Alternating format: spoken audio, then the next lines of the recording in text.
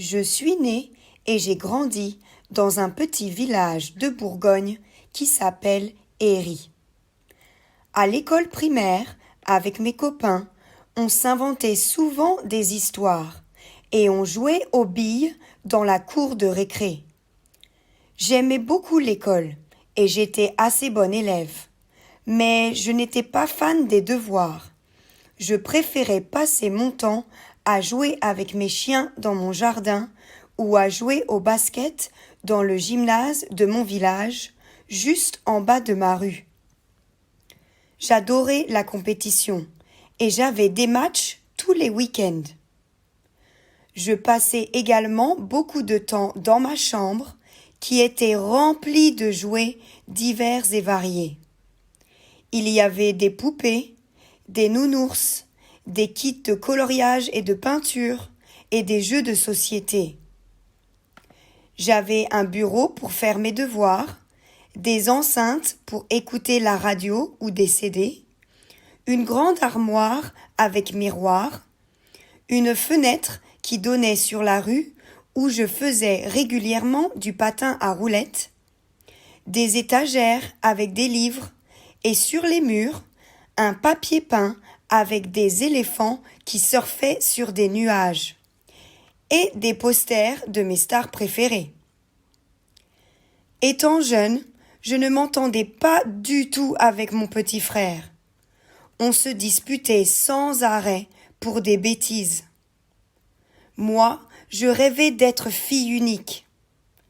Je me souviens qu'un jour, alors que l'on jouait ensemble dehors et que l'on faisait de la balançoire et du toboggan, il est tombé et s'est cassé une jambe.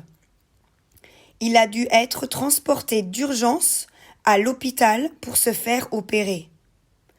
Mon frère m'a immédiatement accusé et mes parents m'ont tenu responsable de l'accident.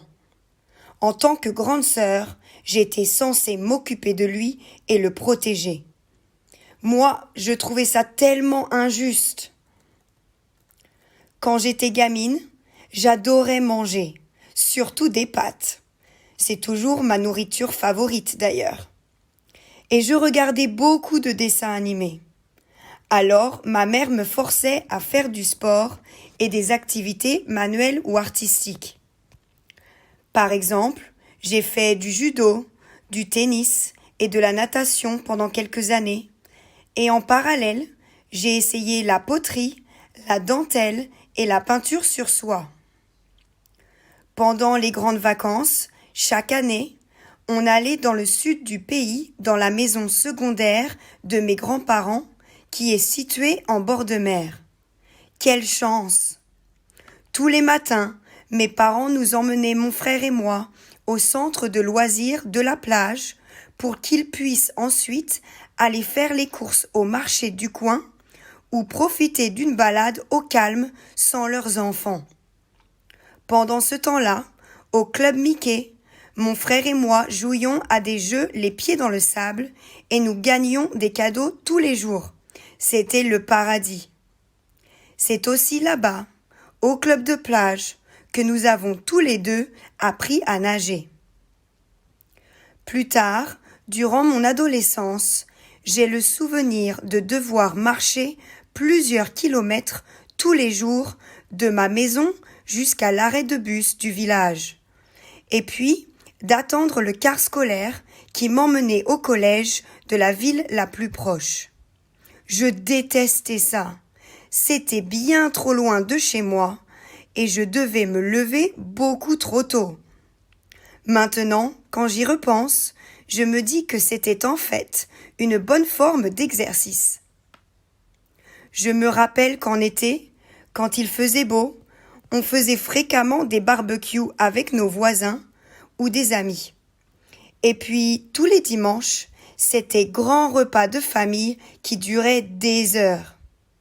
Mon père finissait toujours sur le canapé à faire la sieste pendant que le reste de la famille papotait à table. Enfin, tous les ans, nous passions Noël tous en famille. Le soir du réveillon, le 24 décembre, juste avant minuit, nous nous cachions avec mon frère et mes cousins dans la chambre d'amis, en attendant que le Père Noël arrive chez nous en passant par la cheminée et dépose nos cadeaux sous le sapin. On entendait des bruits et on était surexcités. Notre tante nous disait de nous taire pour ne pas faire fuir le Père Noël. C'est l'un de mes meilleurs souvenirs d'enfance.